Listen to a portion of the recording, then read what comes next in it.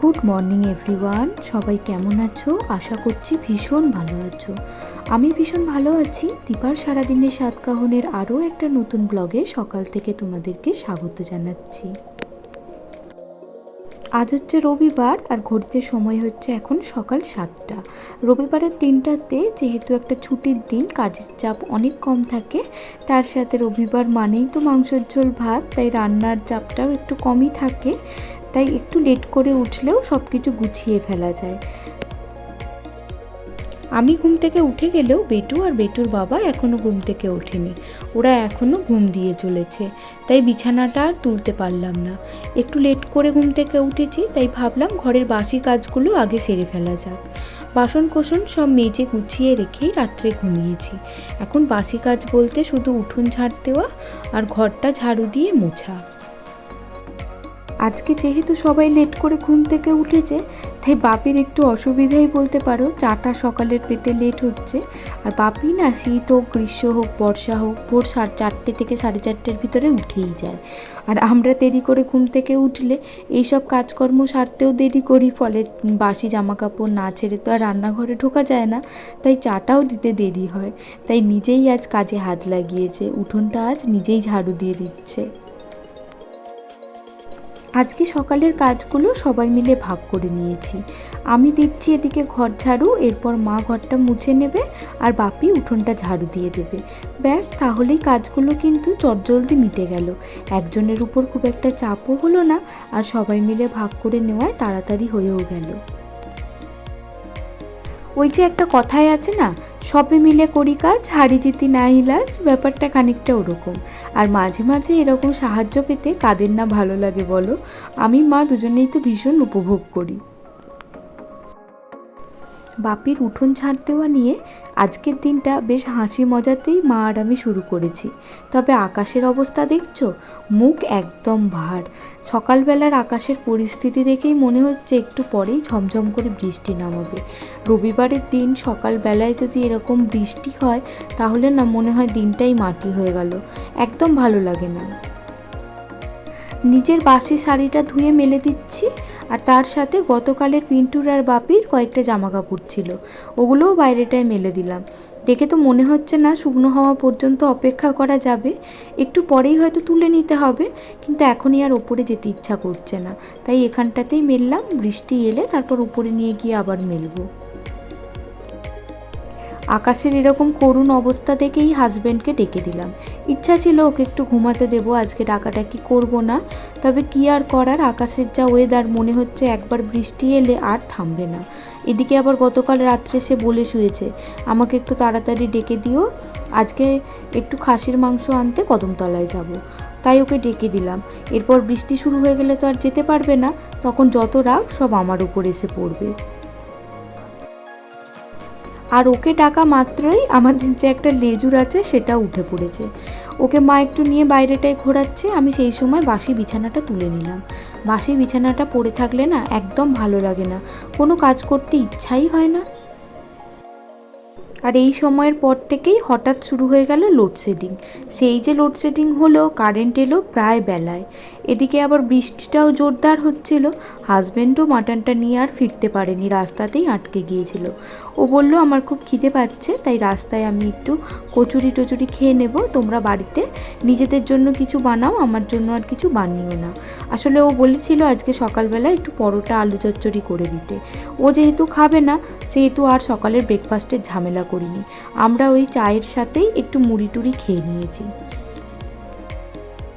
বৃষ্টিটা একটু থামতেই কাক ভেজা হয়ে তিনি ফিরেছেন মাটন নিয়ে। আর বৃষ্টির দিনে যেহেতু কদমতলা যেতে হয়েছে, সেহেতু একটু বেশি করেই মাংসটা নিয়ে এসেছে। কিন্তু নিয়ে এলে কি হবে, এদিকে আমাদের তো আবার বেড়াতে যাবার একটা বিষয় আছে। আজকে বলেই দিই, আমরা যাচ্ছি সুন্দরবন ইলিশ উৎসবে। আগের বছর না যাবার ভীষণ ইচ্ছা ছিল, ফোন টোনও করা হয়েছিল বেশ কিছু ট্র্যাভেল এজেন্সিতে, কিন্তু তারপরেই আমি জানতে পারি যে আমি প্রেগনেন্ট। আর একদম প্রেগনেন্সির ইনিশিয়াল টাইমে তো কোথাও যাওয়া যায় না, তাই আর যাওয়াটা হয়ে ওঠেনি। তাই এবছর শুরুর থেকেই হাজব্যান্ডকে একদম বলতে শুরু করেছি এবছর কিন্তু যাবই, আর ও সব কিছু ব্যবস্থা করে ফেলেছে। আমি একদমই ফ্রিজের মধ্যে মাছ মাংস এগুলো স্টোর করে রেখে যেতে চাইছিলাম না, চাইছিলাম ফিরে এসেই আবার নতুন করে সব কিছু কিনবো। কিন্তু এই যে তিনি নিয়ে এসেছেন 750 মাটন। এদিকে বাপি মা দুজনে প্রায় খায় না বললেই চলে, একদম অল্প একটু একটু খায়। আর আমার আর ওর আর পেটে কতই বা ধরবে, তাই অল্প করে করলাম আর অল্প তুলে রাখলাম, ওই দিয়েই 2 দিন হয়ে যাবে। লোডশেডিং হয়ে গিয়েছিল বলে আমরা ওই চা মুড়ি নিয়ে বসে বসে সময় কাটিয়েছি, আর কোনো কাজকর্ম করিনি। আসলে একটু ভিডিও করার ছিল, আর অন্ধকারে কি ভিডিও ভালো হয়? একে তো দিনের আলোও অন্ধকারই হয়ে গিয়েছিল, যেহেতু একদম আকাশটা মেঘ করে ঘুটে এসেছিল, তার জন্য আর ভিডিওটা করা হয়নি, বসেই ছিলাম। এখন দেখি কারেন্টটাও এলো, আর তার সাথে হাজব্যান্ড মাটন নিয়ে ঢুকলো। তাই মাটনটা ধুয়ে আগে একটু ম্যারিনেট করে রেখে দিলাম, তারপর এই কাজগুলো সারবো বলে স্থির করলাম। আসলে মাটনটা একটু ম্যারিনেট করে না রাখলে যত ভালো করেই কষিয়ে রান্না করো, নরম হতে চায় না। আমার কাছে তাই মনে হয় মাটনটা একটু ম্যারিনেট করে রেস্টে রেখে দিলে বেশ ভালো হয়। গতদিন তো দেখেছিলে রান্নাঘরের বেশ কিছু কন্টেনার ধুয়ে জল ঝরাতে রেখে দিয়েছিলাম। রাত্রে ভেবেছিলাম মুছে তুলে রাখবো, পরে ভাবলাম থাক পরের দিনকেই করব। তবে সকাল থেকে যে এরকম অবস্থা হবে সেটা তো আর জানা ছিল না, তাই এখন তাড়াহুড়োর মধ্যেই একটু মুছে নিয়ে তারপর কন্টেনারগুলোকে সব ভর্তি করে নিচ্ছি। রান্নার সময় না সব কিছু জোগাড় না থাকলে আমার রান্না করতে খুব অসুবিধা হয়। একদিকে টুকটুক করে কাজকর্মগুলো সেরে ফেলছি, আর এর ফাঁকেই তোমাদের সাথে কিছু কথা বলে নিই। সেই পুরনো কথা, আমি দীপা। আমার প্রত্যেক দিনের জীবনের কিছু মুহূর্ত আমি তোমাদের মাঝখানে তুলে ধরি। যদি আমার ব্লগগুলো তোমাদের ভালো লেগে থাকে, অবশ্যই তোমরা চ্যানেলটাকে সাবস্ক্রাইব করে আমার পাশে থাকতে পারো। আর আজকের ব্লগের কোনো অংশ যদি তোমাদের মন ছুঁয়ে যায়, অবশ্যই একটা লাইক এবং কমেন্টের মাধ্যমে আমাকে জানিয়ে যেও। তোমাদের করা একটা লাইক বা কমেন্ট আমাকে কিন্তু পরবর্তী ভিডিও বানাতে অনেকটা অনুপ্রেরণা যোগায়। এই তো দেখো, আগের দিন আমি এই যে 2টো শেলফের কন্টেনারগুলোকে ক্লিন করেছিলাম, আর এখন সেগুলোকে ভরে নিয়ে আবার জায়গায় রেখে দিলাম। আজকে আবার ইচ্ছা আছে রান্না বান্না শেষে ওপরের একটা থাকের যে কন্টেনার আছে ওগুলোকে পরিষ্কার করব। আসলে সবটা তো এখন আর করতে পারি না, বিভিন্ন কাজের চাপে বেটুকে নিয়ে হয়ে ওঠে না, তাই জন্য অল্প অল্প করেই করার চেষ্টা করি। এই সমস্ত কাজকর্মগুলো সেরে নিয়েই চলে এসেছি রান্নার কাজে।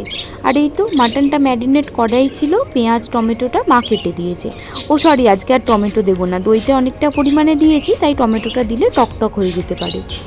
আর মাটনের ক্ষেত্রে টমেটোর থেকে দই দিলেই ভালো হয়, গ্রেভিটাও সুন্দর হয়, তাই আমি একটু টক দইটাই বেশি করে ব্যবহার করেছি। পেঁয়াজটা ভেজে নিয়ে মাংসটা কষাতে শুরু করেছি, আর তার পাশেই একটু জলও ফুটতে দিয়ে দিলাম। মাটনে গরম জলই ব্যবহার করা উচিত, তাহলে না মাটনটা সিটে যায় না, বেশ নরম নরম হয়। আর মটন রান্নার একটাই পদ্ধতি, মা যেটা সবসময় বলে, কষাতে থাকো কষাতে থাকো আর কষাতে থাকো। যত বেশি পরিমাণে তুমি কষাবে ততই কিন্তু মাংসটার স্বাদ ভালো হবে। আর তার সাথে এই যে একটা টেকনিক, একটু গরম জল ব্যবহার করতে হবে। আর আমাদের বাড়িতে না মাটনের যে ফ্লেভারটা হয় সেটাই সবাই পছন্দ করে, ধনে পাতা গরম মশলা এগুলোর ব্যবহার খুব একটা পছন্দ করে না, তাই আমি দিইনি। প্রেশার কুকারের মধ্যে দিয়ে গোটা 5 সিটি দিয়েছি, তারপর প্রেশার কুকারের প্রেশারটা রিলিজ হওয়া পর্যন্ত অপেক্ষা করেছি। আর এখন এই যে ঢেলে নিলাম একদম লাল লাল সানডে স্পেশাল মাটনের ঝোল। আর রান্নাবান্না তো মোটামুটি শেষ, তার সাথে ব্লগটাকেও আজকে এখানেই শেষ করছি।